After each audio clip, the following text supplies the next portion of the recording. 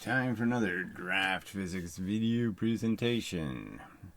Sometime eventually, all of this would be consolidated down into one video. So maybe if you come back in 6 months, there'll be just one little video where all of the bullshit can be properly organized and it'll be all understood why this whole fucking argument should have never taken place, because there is no evidence for their theory and blah blah blah, and it creates paradoxes and it was ludicrous and this is the simple reason and blah blah blah.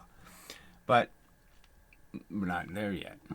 We have to go through this whole process of trying to fix what's broken, and they really don't want to fix what's broken. So it has a parallel to the origin of the kinetic energy theory in the sense that there was just decades and decades of crap back and forth between the two sides, arguing and arguing and arguing. And the irony is, in 1805 they threw the whole argument in the garbage because they radically changed the formula. So all of that 100 years of argument was moot. I mean, the one side's arguments never changed. There's no evidence for this, and it creates free energy paradoxes. Okay, that argument never changed. Newton was right. That argument never changed. Well, how is Newton wrong? What do we need kinetic energy for? We already have momentum. It works. Why do we need this new thing?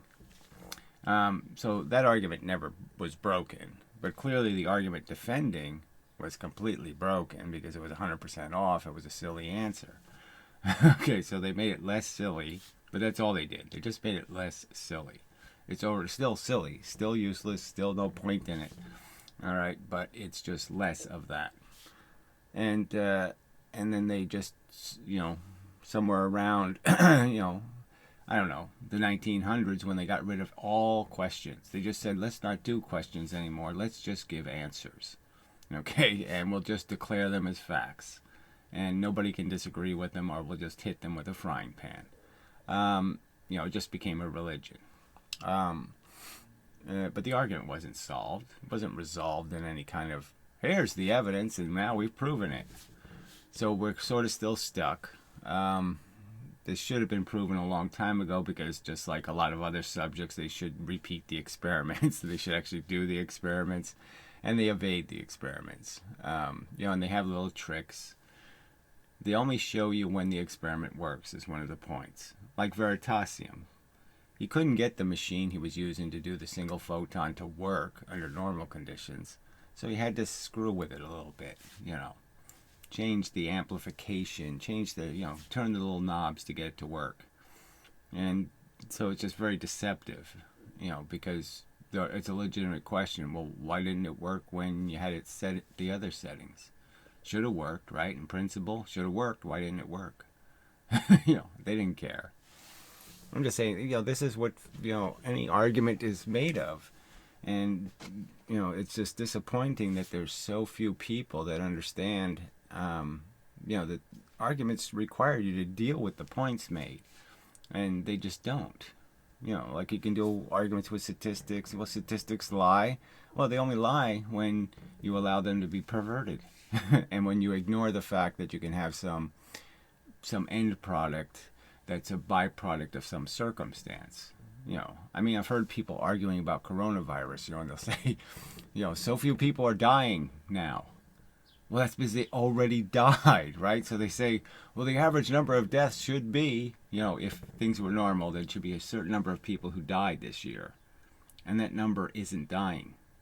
We're somehow living longer. No, the people who should have died then, this year, died last year. So they can't die this year. They can't show up to die this year because they died in too high a number the year before. So of course it looks like fewer people are dying.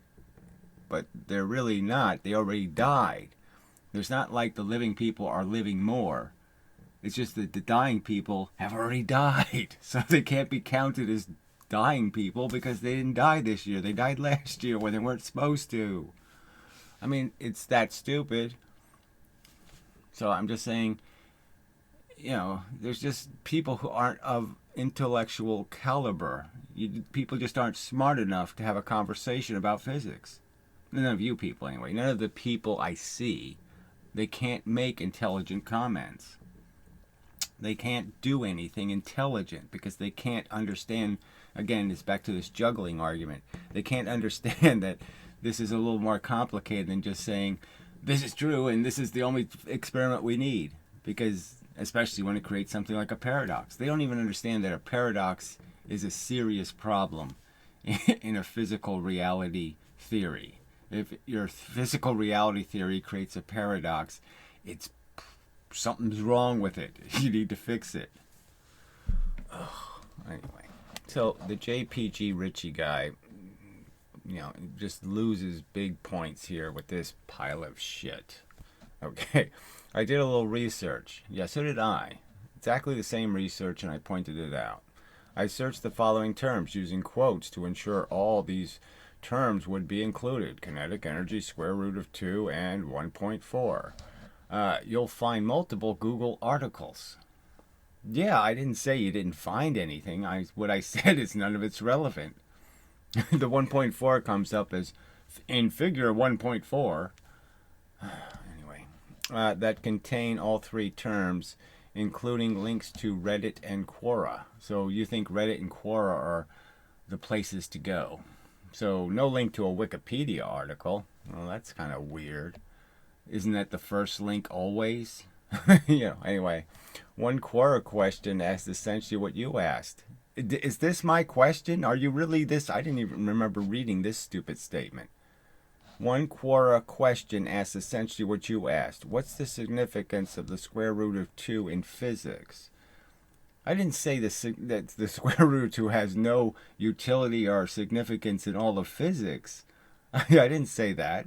I said there's no relationship between the square root of 2 and some kinetic energy or Newton's third law. I guess that's another thing to include, Newton's third law and the square root of 2. Maybe you won't find any of those references. But that's clearly not my point. Ugh. Here's one answer you may or not find interesting. I mean, this is just such little tripey bullshit of yours here. You're just playing bullshit games here. Well, what is this shit I may or may not find interesting? You either think it's a good answer or you don't. Do you think it's worth my attention? Is that what you're saying? I think this paragraph makes complete sense and explains why you can violate Newton's third law. You could say something like that. This fixes the paradox. Does it? No. All right. One important thing about the number stems from the fact that while some important physical entities is doubled, right? We're not really going to talk about doubling things, right? This really isn't some rational square root thing, right? This isn't the inverse square law. We can understand it's squared because it's expanding this way and it's expanding this way. All right, so that makes sense. That's an area, okay, where the area is getting less dense or more dense, depending on how you look at it, by the square of the number. So how is velocity doing this and this? In terms of velocity making extra energy. How is it squaring the energy? How does it make any sense? No, it doesn't. All right, anyway. Other related entities grow by the square of 2. Thus, kinetic energy is doubled as the speed is increased by the square root of 2. Well, of course, that's what they just found out. That's the ratio if you want to conserve kinetic energy. But there is no Newton conservation law that applies to kinetic energy, right? Because Newton didn't believe in it. Newton didn't even have any appreciation for it at all. So it has nothing to do. And we know the two numbers are opposite. So if you're going to conserve kinetic energy, you're going to destroy momentum. So I'm looking for the theory that explains why it's okay to destroy conservation of momentum. That there's a circumstance where that somehow makes sense. That you can make sense out of it in physics. Anyway, the area of a square is doubled when the radius is increased by 2. So is that fascinating? Well, not very. Okay, so that obviously the area of a square has nothing, a sphere I mean, has nothing to do with kinetic energy. And that's really pointing out to you the inverse square law again. Because obviously if you're really to think about it, is, there's not some square that gets bigger. It's really a point source that gets bigger. All right. It is often the case when one physical entity, i.g. speed when driving. So now we're going to, again, one of these examples that doesn't make much sense because it's all about how you apply the friction, the counter force, in terms of stopping speed. And it's obvious that the heavier, slower object will have more contact with the road than the faster, lighter object. So, again, do I have to say? Anyway, affects an important outcome, i.e. length of braking distance. So again, just more, let's just ignore what is physically known as a fact, okay, and just talk shit. In fact, for having the braking distance, one should decrease the speed by the square root of 2.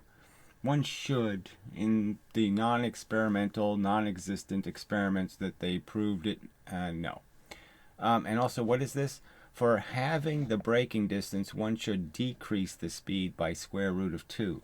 That's exactly the opposite, right, of their momentum. I mean, their spring stored energy theory. So they're putting the 1.4 going the opposite way. You have the 0.6 left over. When you do the 1.4, you have the 0.6 you lost. Well, in this case, they're making the exact opposite argument.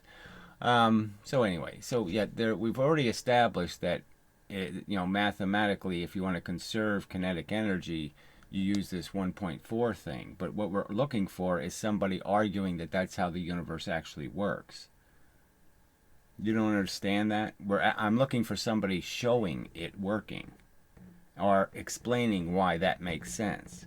Because I can't find any physics professor who argues that the spring does this, that a spring doesn't store momentum, that it doesn't conserve momentum. And you're saying, oh, there's lots of articles. Well, there really aren't. So, so this is the crap he says is lots of relevant articles. Okay, so kinetic energy, square root, okay, we don't have 1.4 in that one. Let's see, this one, okay, 1.4 dimensional analysis. Describe the difference between a rotational and transitional kinetic energy. So this isn't about rotational, so it's not going to work. But the point is you don't have to go very far down the list when all of a sudden 1.4 is only a reference. Figure 1.4, there it is right there. That's the only part relevant in that article. Figure 1.4. All right, this one doesn't include it. SP 1.4. Okay, another reference to an image. Okay, this isn't. Where is this showing that you can defeat Newton's third law with this kinetic energy? Kinetic energy theory, the 1.4 theory. And none of these will have. You didn't have put. If you don't put spring in there, you're not going to get anything relevant to springs not being able to conserve momentum. So again, back to 1.4 here as a figure. I mean, this is crap. These are written thought experiment questions that don't have anything to do with a real experiment. So exactly what's the point of your comment? I mean, what did you wish to accomplish? So you say lots of answers out there. So you think the question of where's your evidence has been answered. Where's your experiment? They answered all of those questions. They're out there, right there. Lots of answers. The paradox is solved. I don't think so, jerk. Sorry. I'm not going to block you yet, but I mean, what the fuck was the purpose of that? But except to imply that somehow there is lots of information in the physics database about this phenomenon where springs don't work. Did you do any of that? No. So I'm just going to replay the Professor Lewin video that apparently you don't take seriously at all. And I'll just again ask the question, why is he saying all this shit It's absolute shit, okay? By Stephen Bro's theory, it's absolute shit. Okay, no way of getting around it. He's talking absolute shit according to the Stephen Bro theory, the Piro theory. So why don't you people attack Professor Lewin? Why don't you tell Professor Lewin there's lots of data on the internet that springs don't work that way, fuckhead? I mean, why don't you play this game with some other of the people who aren't arguing your argument? Why are you pretending that the controversy is solved? Now, again, I'm not defending Professor Lewin as having much insight into any of these physics subjects in the sense that he thinks there's waves and he thinks lots of silly shit. He thinks there's bent space. I mean, he really ain't getting it. He thinks there's two voltages in the same location. He thinks that's possible. I mean, fail right there for sure. All right, well, I'll take a pause and then I'll play this clip again. And just point out, just make your argument. Explain to me how it's possible that he can think kinetic energy, momentum has to be conserved, when you clearly have the Brownian experiment that proves momentum is easy to destroy. Alright, back. I was just thinking about the previous video where, Stephen was showing the experiment he did, going vertically. And maybe he didn't do the experiment vertically, there'd be, maybe you can see that because the little objects don't fall back down, so he just has it on a board and he had the board up against the wall because he's doing so many other experiments, so, but anyway, it's a minor point. Doesn't change anything, but blah, blah, blah, blah, blah. So, so everything's left, to you figuring out all this detective work. So even Professor Lewin, although he explains some things, he really doesn't explain them. Lots of things he doesn't explain. Air drag, that you can never avoid. When you go through the air with a car, there is wind, the same wind that you feel when you drive your bicycle. But it's very little, and that's why these experiments are done on these air tracks. Okay, now the air drag, again, would just be about the shape of something. Okay, so if you change its shape, they would have the same drag, and then you could say, well, it's the same drag. The reason why there's an air track is because the friction is the one that has a bias. Friction biases the slower object. It's against it. Okay, so it's not, you can't have friction in the experiment because you can't compensate for how much damage the friction might be doing disproportionately. You can't even the effect of the friction. So unless you can even it, make the friction the same for both objects, then you could discount it, like you could discount air resistance. If the objects are experiencing the same amount of something, well then it's no big deal. These are not cheap, by the way, these air tracks. They're very expensive. Well, So says he, right? According to Stephen Bro, you can just whittle one out of a stick. You pay $25,000 tuition, so you might as well get something for it, right? So I hope that these timers are on. They are. So, just to give that reference some background, this is a lecture where the parents have come to the institution to see how their little students are living and such. And so some of the parents are in the audience. And now we have here one car. So he doesn't really show what this shit on either end is. It could be a rubber bumper. These could be springs. I'm assuming they're little springs, because I think this is the same cars he used for the other experiment. But who knows? Notice how frictionless it goes when I touch it. Very nice. Almost frictionless. Okay, so you can almost see that it looks like these are little pieces of metal, little loops of metal. It looks pretty much like that to me, so that's what I'm assuming. So it's a little spring. And then he has a big spring on the other car. And here we have another. So it's two springs opposing each other. So, this is a complication that you have to consider. Now, maybe it doesn't change the outcome of the experiment any, but it certainly changes the mechanics of the explosion, because now you're really saying I've created two explosions, not just one explosion. And the two explosions are right next to each other, so obviously two explosions are going to push each other away.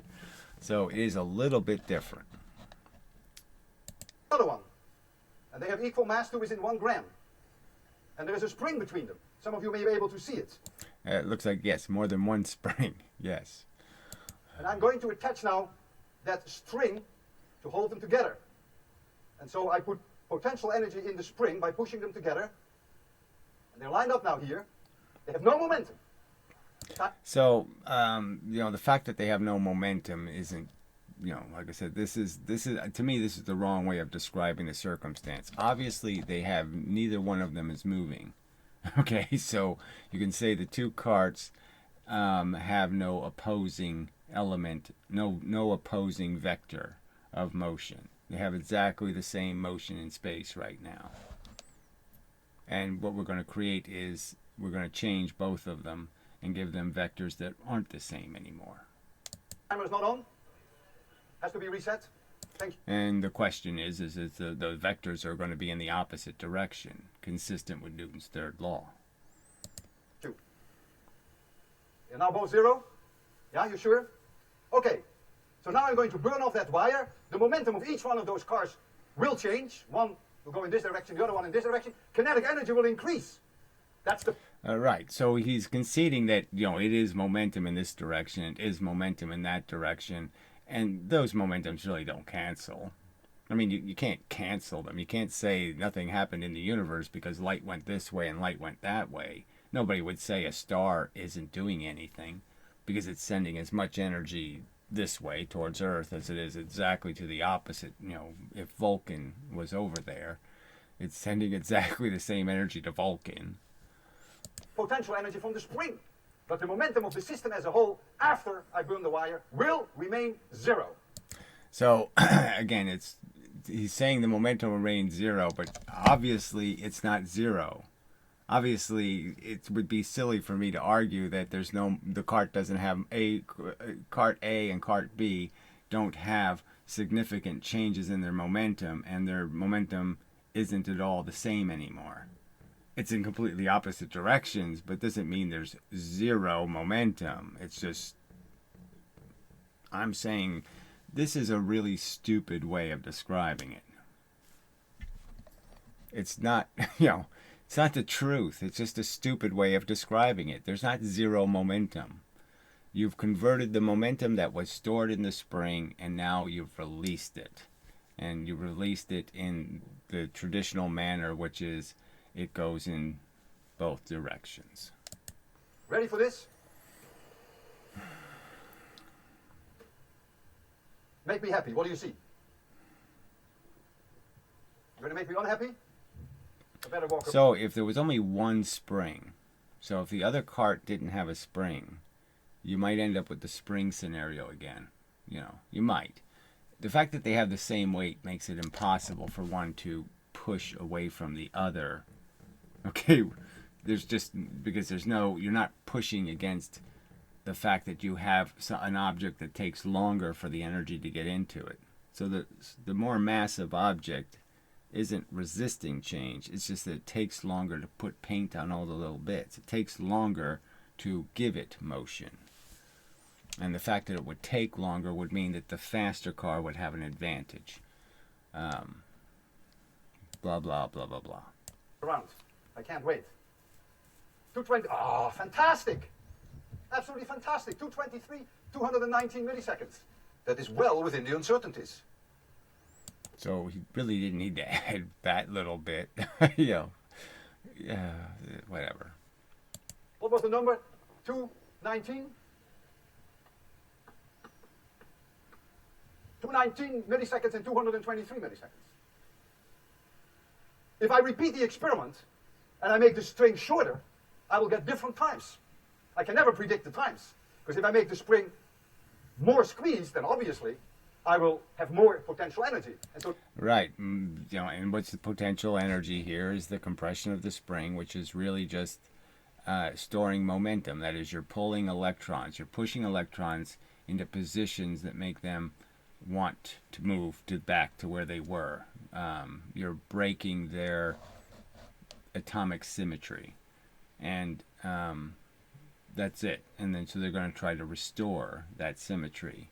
And that's the pressure you've stored, the movement you've stored, is the fact that the electrons are in a position where they are not going to stay in that position. If released, if left free to move, they will move. The speeds of the cars will be higher, but the times will be the same within the uncertainty of the measurements. Right. The times won't be the same. He's just saying the two times of which way it goes will be the same. So again, I don't think he helped himself by throwing that add-in line. He's just saying the string isn't the same length each time, and the compression isn't the same exact length each time. So you'll have some variety in how much energy you're starting with. And that's it. The explosions aren't the same explosion with each experiment. They're just close, but not the same. Alright, back. Continuing. So I can never predict the time. Now we're going to do an experiment whereby I'm going to make M2 twice the mass. M2 is 488 plus or minus 1 gram. Now that's going to be interesting, because now we really begin to test the conservation of momentum.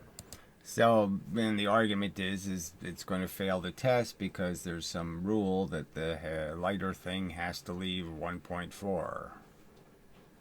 The rule that he doesn't know. The momentum before is 0. I burn the wire, momentum afterwards is also 0.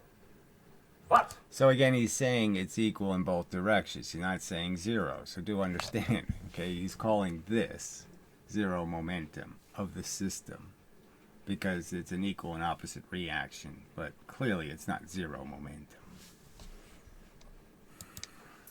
the velocities, I erase this, v2 prime divided by v1 prime equals m1 divided by m2.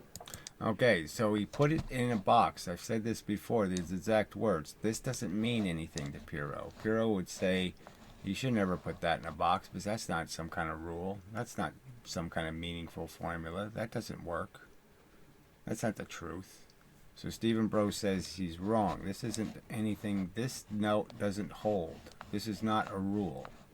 This is not something to put in a box because it doesn't work. It doesn't happen. Velocity has nothing to do with it. Okay, we can change the velocity all we want. There's no conservation of momentum. We can destroy momentum anywhere we want to. And so twice the mass will get half the speed. And so now, So again, should I make a video where I just play him saying that over and over again? Just imagine I did that. Okay, I made a video and I just have him saying it over and over and over and over and over again. And I'll make and in between him saying it, I'll have a little clip of me saying it. And then we'll have a clip of Stephen Bro mocking it. And we could say, who's he mocking? Is it me or is it Professor Lewin? Is it Memorex or is it, what's all this mockery for? So you're gonna tell Professor Lewin you don't know high school mathematics? You're gonna throw all the same fucking retarded fucking insults at him? I mean, he's saying it, right? I mean, he's the authority. He's saying it. Why are you going after me? Because I'm just repeating what he's saying, right? Why am I the target? Why don't you make him the target? He's the idiot. He's the jerk. He's the science denier. So where's your honesty? Why don't you start ridiculing Professor Lewin? Why don't you buffoon him? Why don't you quote mine him, this stupid quote? Play your little quotes, spin them upside down, do this and that. Play your little games. Why aren't you playing those games? Oh, that's right, because you're duplicitous hypocrites. That's why, of course. now you're going to see that one car will go twice as slow as the other. That's the only way that nature can conserve momentum. Okay, so he says nature's conserving momentum, blah, blah, blah, blah, blah. But we know, well, that's really not the truth, okay? It's that explosions happen in both directions, and you can't do a damn thing about it. There's no way to take a force, two electrons, and push them next to each other. You can't make them fly apart in any other way than exactly opposite directions. So if you're not controlling the electrons, you can understand that two fly apart this way, and two fly apart this way, and two fly apart this way, and two fly apart this way. And that you would end up with a sphere of pressure, and you'd end up with your inverse square law, which all makes perfectly good sense. But clearly we're only measuring two directions. So, you know, the part that heats the gun is the explosion going this way. The gun getting hot is the explosion going this way. Okay? The part that gives the gun recoil is the part going that way. And the part that gives the bullet momentum is the part going that way. You could just add up the parts. Nature has no choice. Nature can deal with kinetic energy one way or another. So I'll just play this over and over again, right? That's the only way to do videos. I'll just make an 1.5-hour video harping on this statement and just sit here and say, well, you didn't respond, right? So I win. There'll be nothing else to say, right? But you're not going to come up with some explanation. You're not going to explain to me why Professor Lewin is wrong, why he's an idiot, why he didn't go to high school, you know, grammar school even. People have made this argument. He didn't go to grammar school and learn this special theory that, no, springs don't work, jackass. Why have springs of those things? They don't work. You can't do this experiment, you idiot. Springs don't conserve momentum, idiot. But it cannot finagle momentum. So it must give the more massive car half the speed than it gives the other car. Okay, so he says he must, it must, it's a rule, blah, blah, blah, blah, blah. Now again, I'll concede that if we take all of what Professor Lewin says as a picture, he's just drawing a picture of a paradox. Because he won't deal with, just like when he doesn't deal with the slit experiments all at once. He puts, first he does the double slit, then later he does the single slit and the multi-slit.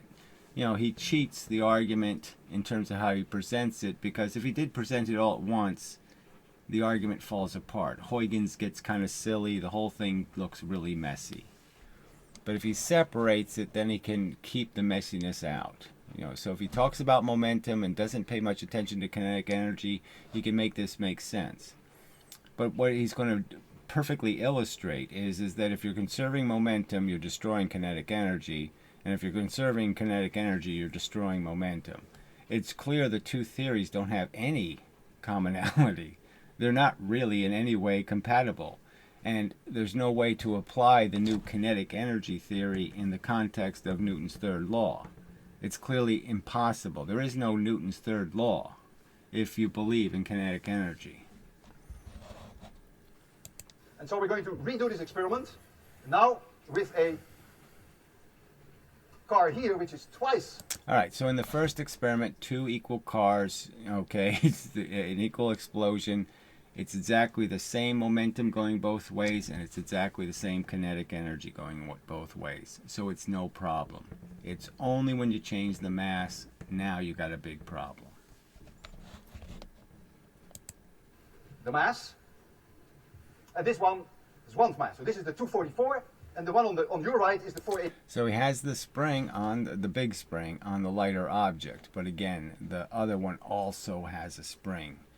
And it doesn't really matter. The size of the spring doesn't really say much, because it just means how quickly it can compress and decompress, and how its maximum velocity of its decompression. You know, you could do the same experiment with all kinds of different size springs. The size of the spring doesn't mean too much.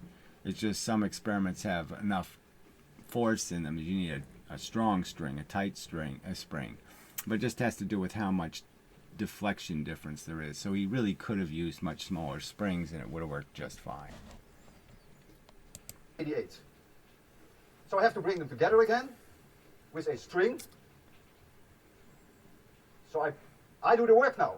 I always do the work here in 26100. I do the work. I squeeze these springs. I get paid for that, by the way. And that's potential energy that goes into the spring. So just understand, it's potential energy, he says. Now, the word potential energy really was already a concept long before they invented kinetic energy. It's not like potential and kinetic are, married.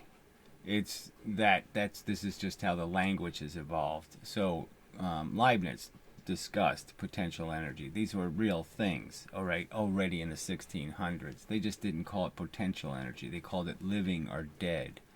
They didn't use the same vocabulary, but the concept was the same, and it was still related to momentum. So momentum was understood, that you could have momentum stored in potential. The potential to cause movement was what was understood. They didn't call it potential kinetic energy. Okay, it was just potential. There it is. Momentum is 0. Kinetic energy is 0. I have to zero the timers. Right, but what he won't is obviously the kinetic energy is going to be quite different after the explosion. So you could just say right off the bat, you could just say, how is that consistent with any reverence for Newton's third law? You just made more energy go this way than went that way. You just broke the recoil argument. You don't have any consistency. How can you possibly say Newton's third law holds, but I just made twice as much energy go that way as went that way? There was no equal and opposite actions or reactions. I have more energy, physical energy, going one way than the other way. They're not at all equal. Oh, and I would like to make a prediction. I would like to see, we'll measure T1, then we'll measure T2, and then we get a number, and we get a number, and if we multiply this number by 2.00, then I would like to get this number within the uncertainties of the measurements. Okay, so why is he putting 2 when he should be putting 1.4? Simple enough answer. Why doesn't the 1.4 theory apply here? And is it their argument that the 1.4 theory only shows up when I put the spring on a 1 million mass? I mean, at what point? See, I can show you an experiment where they do it with 2 cars, and then they do it with, with a 2 mass, and then they do it with a triple mass. So I've already shown that video. The triple mass does exactly the same thing. The small car goes the same speed away in that direction, and the heavier car goes 1/3 the velocity in that direction. So I just keep increasing. I just keep changing it from half to 1/3 to 1/4 to, I can just keep going. And the point is if this 1.4 thing is true, when does it start working? I mean, clearly it's not working. Okay, the 1.4 thing isn't happening. And they say, when I finally get to where this mass on this side doesn't move, then all of a sudden the 1.4 will click in. Does that make any sense to you? Doesn't make any sense to me. I mean, how does the spring know the difference between an elephant and the Empire State Building? I mean, both of them aren't going to be moved by the spring. But the elephant will go, some percentage. So anyway, the elephant will obey the rule, and somehow the Empire State Building will create a tremendous amount of extra energy going that way. A tremendous amount of lack of energy, less energy. Remember, it's less energy.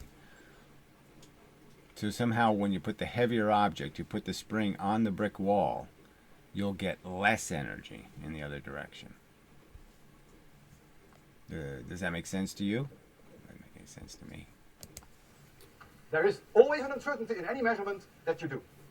All right? Make sure that either timer 0. Okay, there we go.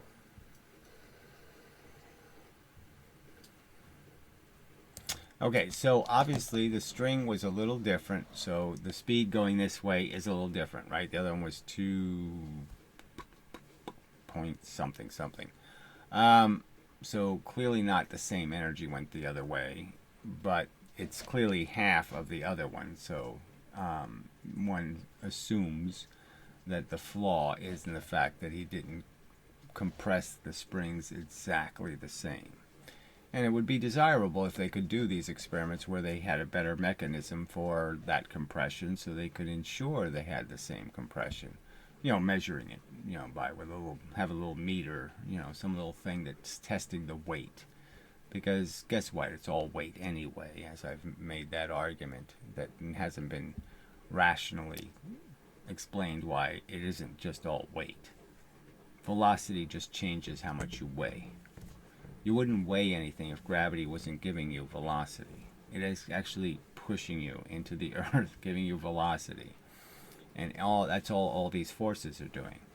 When they give you a velocity, they're giving you a weight in the direction of the velocity. So when you hit something, you're just hitting it with your weight. That's why the momentum theory makes so much sense, because it totally fits with that logic. That all you're doing is giving mass velocity. Whatever. I mean, who am I talking to? But trolls and fanatics and defenders of bullshit. But they're selective defenders of bullshit, right? There's people who will so aggressively defend Professor Lewin against my critiques of him. But how come when I'm defending him, you don't show up? Isn't that so strange? Yeah, you're just so inconsistent. He's God on all the subjects in which I oppose him. And then all of a sudden he's just a stupid professor. Why are we listening to him when he's opposing you? You see your hypocrisy? You're just so hypocritical. Ugh, disgusting. Piro. What do you see? Ah, 406, 193. Whew. On the button. 406 and 193. 0.406, is that what you see? Yeah? And 0.193. Now I don't even need my calculator to multiply this by 2. I can even do that by heart. 9, 3. Oops.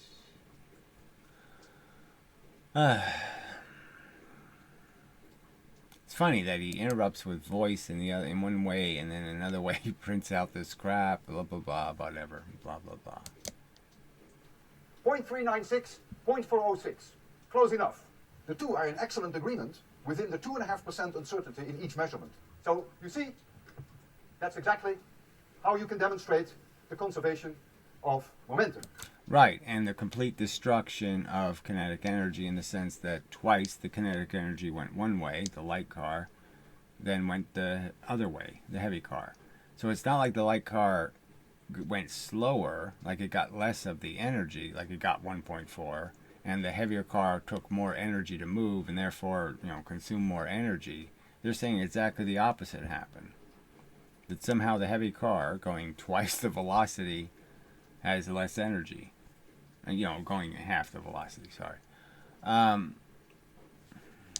So, you can make sense out of this. You think, and in the context of there was nothing, if you just keep momentum, everything still makes sense here, right? Everything's just fine. They both have the same amount of momentum, so everything was conserved. It makes sense. You do a 3 times heavier car, you get the same answer. 4 times heavier, same answer. Same thing happens. It fits. It works. So why are you injecting this magical kinetic energy nonsense where the more I differentiate those two cars, the more preposterous the numbers get? With half the mass on one, twice as heavy object on one side, a lighter object, I'm creating twice as much energy one direction as the other direction. I'll make it a third, then it's 3 times the energy, 4 times. It just keeps increasing until you get to the silly relationship of the bullet, where they claim the bullet has 2,000 joules of energy, and they claim the gun only has 5. I mean, you get a silly, insane ratio, and then they'll tell you Newton's third law holds. I sent 5 joules this way and 2,000 joules that way, and everything's just fine. It's Newton's physics. Newton says you can't do that. And then again, I've provided the thought experiments that if you do this in space, that's not what the results are going to be. There's not going to be any evidence that your bullet is 2,000 joules, that it took 2,000 joules to move the bullet. The evidence is going to be is that it's exactly the same momentum. The dime going 1,000 miles an hour is the same as 2 kilograms going 1 mile an hour. That's what the facts are. There's no evidence of this kinetic energy difference, that somehow the bullet has, that it took extra joules to launch it. There's no evidence that's true at all. It's nonsense, actually. Complete nonsense. No experiment shows that happening. And clearly, the bullet's not going to do 2,000 joules of damage in the world. So there's no way that any of this is indicated by any experiments, and yet all of this crap. So we'll just play the end here. I mean, maybe he says something after this that's pertinent. We'll see. They picked up kinetic energy, but after the wire was burned. So they picked up kinetic energy, but after the wire was burned. So obviously he didn't pick up kinetic energy before the wire was burned. So that's kind of silly. So obviously he's not really thinking about what he's saying. He's turning off things, doing things. And this is a pile of drivel. And afterwards, yeah, we have all that extra kinetic energy, but fuck that, because I'm doing a momentum experiment, so we won't pay any attention to that incongruity. We won't pay any attention to how there's just no compatibility between these two theories. The momentum remained 0. So obviously it didn't remain 0. Oh, God. So bad. So tacky. The tacky professor needs an extra $10, so he can order pizza. Now, I changed the topic. It appears that I changed the topic, but you will see in a few weeks that it's really related, not even a few weeks. You will see that it's really related to the conservation of momentum. I'm going to explain to you now what we physicists mean by center of mass of the system. Right. So this doesn't really go anywhere interesting. But it's probably is important to the spring problem. The fact is if you're moving the spring with the cars, this has an effect. But if you're moving both springs, then it wouldn't matter. But if you only have one spring in the experiment, then it could matter. Something like that. So, I guess the points have been made. I won't add anything to I could just let's do the Stephen Bro clay thing. It was just because that was kind of funny. I mean, he goes to the trouble to repeat the clay experiments, even though they're not in dispute in the first place, and clearly the only thing in dispute is that clay is a shitty way of measuring. Because we know it's temperature sensitive. We know you can make the clay all kinds of different stiffnesses. How the hell could it possibly be a reliable way to detect energy? It's really dumb to think so, I think. But anyway, go find that. Alright, so we're back. So in this video that just has a whole bunch of crap in it, so I haven't gone through it. And again, if you can't really separate all of his gratuitous insults, all of this ragged crap, if you can't separate from physics experiments, I'm just not going to watch it. I have no obligation to listen to his lies over and over and over and over again. It's really just too silly that an idiot would do physics experiments like this. Like, I should do them and keep talking about what an asshole Leibniz was. I should do physics experiments and just take 80% of the video time to do a bunch of commentary about what an asshole Leibniz was. It's just too silly. Anyway, so he's dropping weights into clay. Alright, now I said that the clay experiments aren't applicable anymore, and they really are, because when they change the formula, it doesn't really change the comparison. So it's still a 4-to-1. They're saying the energy is 4 times as great. The penetration depth would be 4 times, would be their prediction. Still doesn't make sense. Well, anyway, but it doesn't matter. So he's conceding, so he does this stupid experiment, and his results are wrong. I mean, momentum would predict twice. Okay, so the number is 1.5 and 4.5. So it should have been 1.5 and 6. If kinetic energy was correct, then 6 would have been the number. It didn't do 6. It only did 4.5. If momentum is correct, then it should do 3. And it did 4.5. So it's right in between those two. Same, not consistent with either one. Okay? And clearly the argument is because it's clay. Okay? Because it isn't a good way to test momentum. It's an uneven friction. And all you have to do is change the consistency of this substance so you get completely opposite answers. So if I want to prove m squared v, all I have to do is make a big block of cornstarch, a bucket of cornstarch in water. And I'll prove, okay, that it's vm squared. Because the high velocity object won't penetrate at all, and the low velocity object will penetrate very deeply. So obviously this experiment is theoretically unviable. Clay is obviously inconsistent. All I do is heat it up, I get different numbers. I cool it down, I get different numbers. It's not a way to test something's energy. It's a really shitty way. And so look what he did. He spent a big pile of money again on a big block of clay to do this shit. You have to resell that, you know.